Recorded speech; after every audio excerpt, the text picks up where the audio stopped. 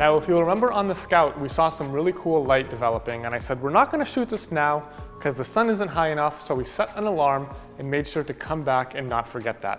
So the alarm has predictably gone off, and just as I thought, that light is coming over the top of the house and starting to give us some really wonderful light in unexpected places. Now, when I'm shooting a house like this, I don't try to just deliver 24 and 17mm wide angle shots. I also like to get a little bit tighter, 35, 50, 85, and try to deliver something a little bit interesting, some little vignettes, so that every shot doesn't have the same mood and feel. Now, the sun may move slowly, but it can actually move very quickly when we're trying to get these shots. So I'm going to do a few quick test shots and find what I think is going to be the best angle for this detail.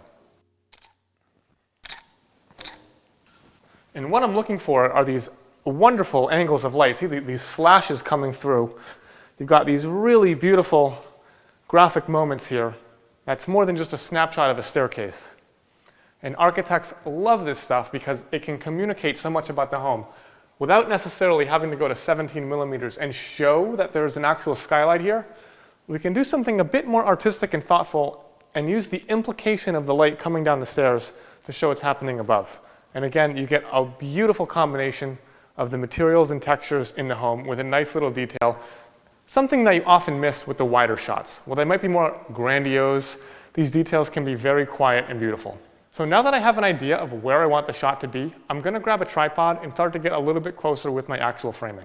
Now, the reason I'm shooting this so low is because I want the textures in the floor and these vents, something that often get overlooked, to be in the photograph. If you can see over here, these are actually the air conditioning vents, and they are carved into the marble floors. That is not a cheap little detail, and it's something that's very cool. So I'm going to try to catch this while I'm showing these stairs. And again, another really cool thing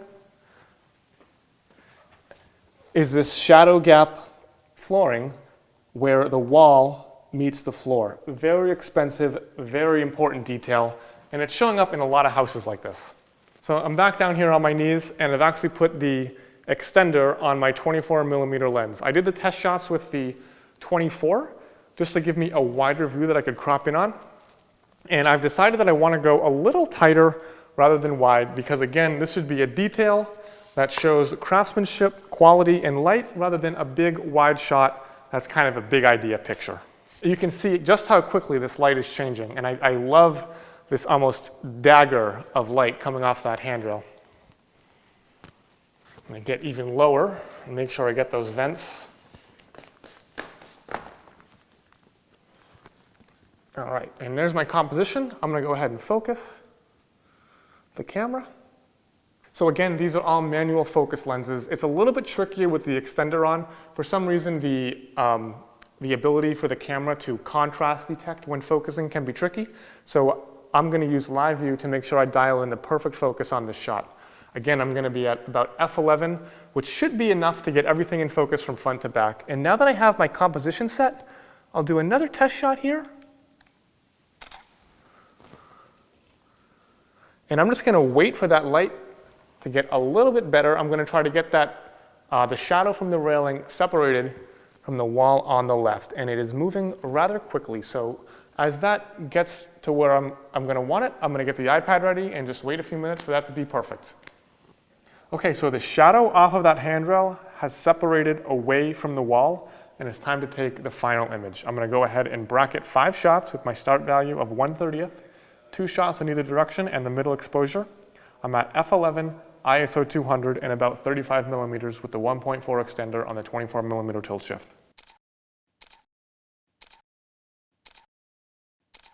When you're presented with a photo like this that's basically made and waiting for you with perfect sunlight, I'm not going to get in the way with adding light. It's going to slow us down. We might miss this really beautiful moment. And even still, there wouldn't be too many places to put light or even too light. We're just dealing with almost pure geometry here, and the sunlight is taking care of everything else we need. Right above, I could bounce a light. That would remove the shadow or lighten it. I don't necessarily want to do that.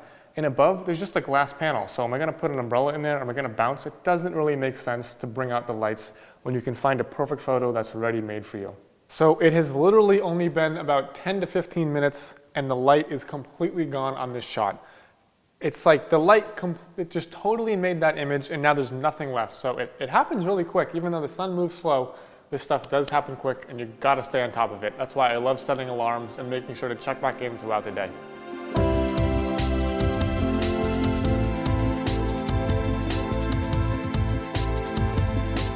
All right, guys, so here we are in Lightroom, and this is a pretty easy one. We got lucky here, and I love when this happens. We have everything we need to make a great photo here in front of us in one raw file. Look how much room we have to play with this. We've got extra shadow detail over here, plenty of highlight detail, and like I said, I don't think this needs a Photoshop round trip. I'm just looking at this and comparing it to our last image. This one feels pretty cool. Not like awesome cool, but cold temperature-wise cool.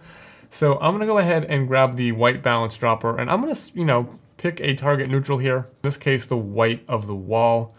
And you can instantly see that that warms up rather significantly. It almost goes from having that blue feel to a much more inviting, warm glow that I feel matches that of the wood.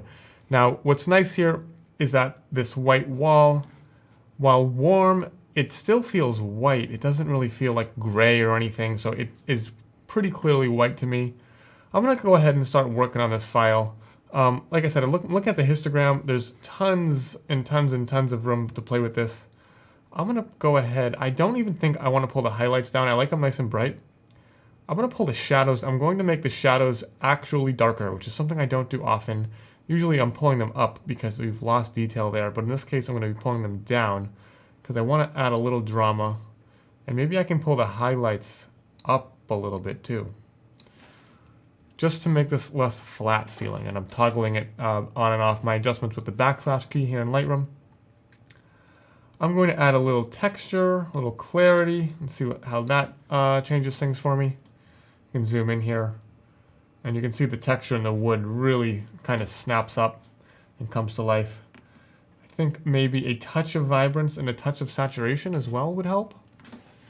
And the more I play with this, the more I think it needs to be a little brighter, but I want to keep the ratio of, highlight to shadow the same, so I'm not really going to mess with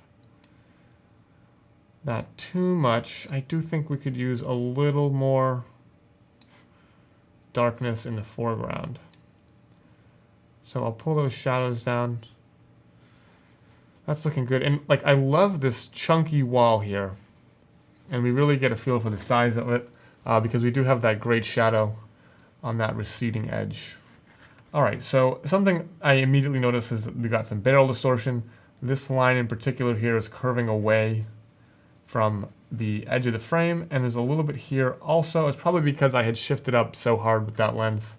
I have an extender on the tilt shift lens, and it's shifted all the way up, so there's going to be some lens distortion. So let's go ahead and take care of that. I think what is contrast going to do for me here? Yeah. So we can add a little more contrast. I'm just trying to bring out some texture here in this wood and make sure it feels as nice as it does in real life. And that's looking really, really good. Come on down here to the distortion slider. And you can see that distortion like a third of the way in especially. I'm gonna see if I can pull that out. That's looking a lot better. Let's see if that will work. I'm gonna go ahead and do a guided upright transformation here as usual. We'll go down this edge over here also.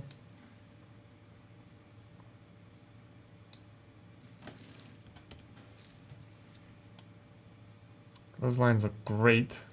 Now, I do think this needs a crop. I'm not completely in love with this crop as it stands, so I'm gonna go to 5:7, come in a little bit on that right side, and I feel like there's just too much on the left. I do want to see those vents in the floor. Those are capital expensive for sure. These guys down here, when they actually carve it into the stone floor. And do I want to see, that ceiling? I think I do. That little piece right there. That's looking nice. I'm going to bring that edge in a touch. And I'm going to clone out this fire alarm. because it's ugly. See ya. There we go. That's gone. Okay. I think this is looking really good. There's a few little, I don't know if like there are defects in the wood or what, but I'm just gonna clean these up. Kind of bugging me here. There's some knots down here that I don't totally love. And this looks like a piece of dust or something. I'll just try to get this as clean and uniform as I can. What is this here, you know? It'll come out.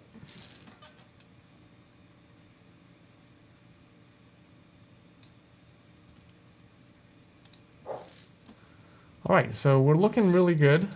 I don't see anything else that's bothering me. I'm gonna go ahead and call this photo a wrap. There is the before and after, major improvement. On to the next one.